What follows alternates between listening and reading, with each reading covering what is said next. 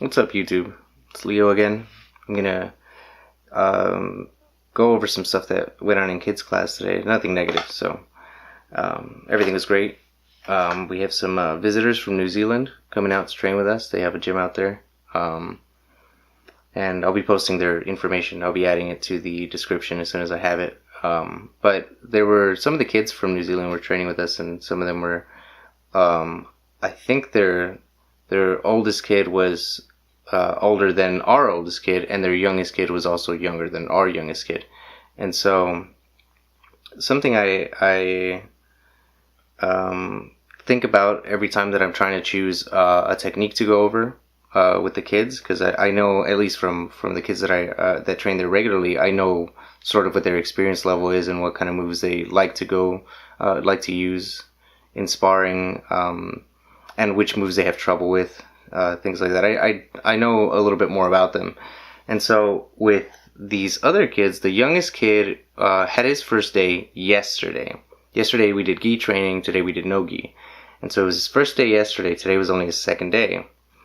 And so one of the things I have to think about every time I'm deciding on what technique we're going to go over when I get the chance to, right?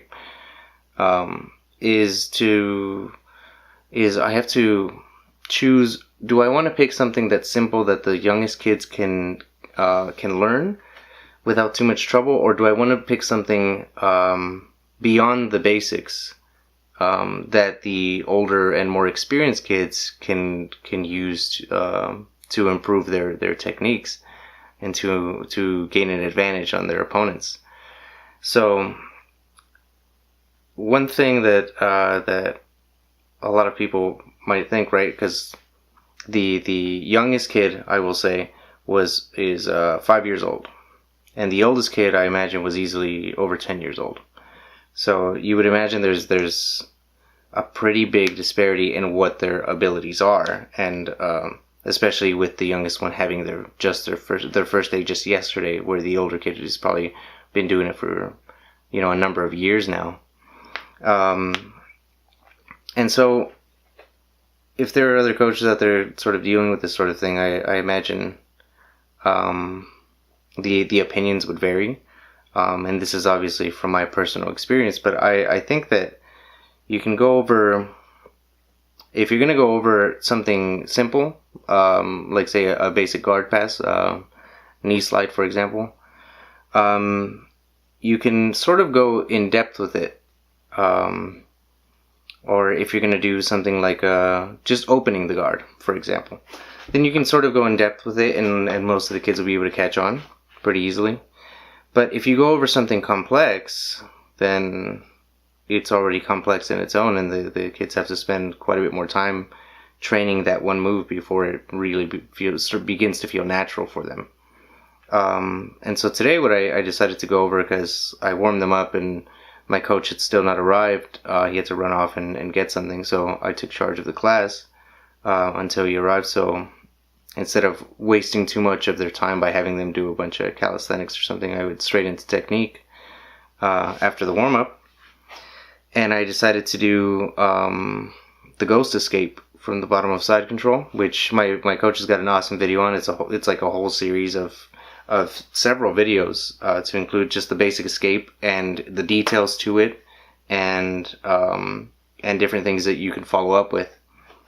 So go check that out at Teach Me Grappling if you get a chance. But this was the technique I decided to teach because it's a personal favorite of mine, and I use it in my jiu-jitsu training, and I also use it in judo, but I use it sort of differently in both cases, because in jiu-jitsu I train no gi primarily, and then in judo obviously I'm wearing a gi.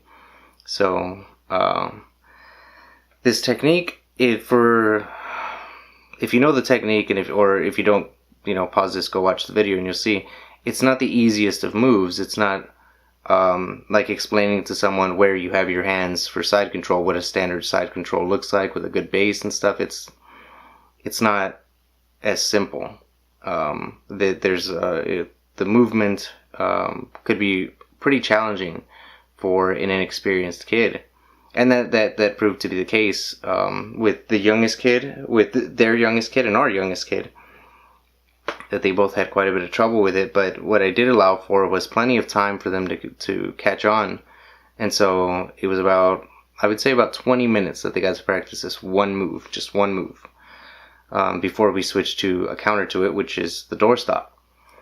And for those 20 minutes, the younger kids, I had to spend a little more time with them, going over details and correcting some of their errors and such. And from the beginning to the end, there was an obvious improvement. It wasn't great. I didn't expect them to try to pull it off in the middle of a sparring session, and I didn't see them try it. But that's okay. They've seen the move at least now for the first time, and maybe next time they see it, it'll become a little bit clearer. But I did see obvious improvement from their first rep at the beginning of the session to their last rep at the end of the 20 minutes. And one thing that as I mentioned comes to mind is this wasting the time for those older, more experienced kids who can catch on to this pretty quickly. It only takes them 2, 3, 5 minutes to catch on to to the basics of this move. And I would say it's definitely not a waste of time for them, because for one thing, it is a really good move. It's really, like I said, it's a personal favorite. So, but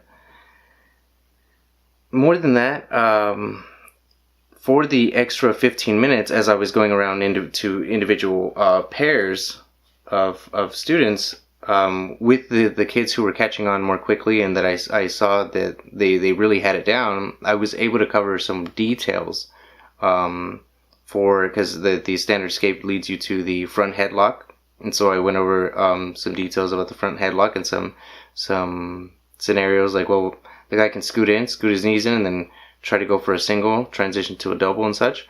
And so the way that you sprawl, can make a difference. The way that where your feet are, which hip you're laying on, and also whether you're centered on their back, on the top side of their back, with your chest, or if you're laying into them with your shoulder into the back of their neck. And so I was able to go over some of these details with those kids, and as a result, I would say it's definitely not a waste of time, because there's so much more to the move, and there's so much more to really anything. You can say that I don't know, that an arm drag is simple, right? An arm drag is simple, but all of the follow-up stuff to the arm drag, and all of the counters to the arm drag, and all of the follow-ups to the counters up for the arm drag, it becomes this, it branches off into this really, really big thing. And so the one move is simple, but if you include all of the things that come afterward and all of the what ifs that a lot of students like to ask, then it's really not. There's a lot of room for exploring and improvement, even if you're building off of just one simple move. So I just thought it was interesting. I know it's because we have our class is, like I said, it's the youngest being 5 years old and the oldest being maybe, I'm not sure how old he is, but maybe 12 years old. And there's a big difference in how quickly they can learn. So this was what I came up with. The idea that came to me on the spot for choosing the technique, and not only that, but the way that I went about it to make sure that it was that I allowed enough time for the youngest students to teach it while not wasting the time of the more experienced students, telling them, well, just keep drilling it, and we're not done drilling this one move, when realistically the only added experience that they might have needed with the basics of it were through sparring, so I found a way to, or I think I found a way to get around that. And so if you're in jiu-jitsu yourself, or if you're a coach, especially, I'm, as my first video states, I'm just a white belt, and in most cases I'm just a dummy for my head coach, and in this case he just hadn't arrived yet, so I made a decision right there on the spot, and I feel like I made the right one. But let me know what you think. Let me know if you've got any tips for future times that this might occur, and maybe how you would have gone about it. you know. So, well, I hope the kids enjoyed it. It really seemed like they did, so I think I made the right choice. Let me know what you think in the comments, and there will be plenty of follow-up videos, so subscribe if you like. Thanks for watching.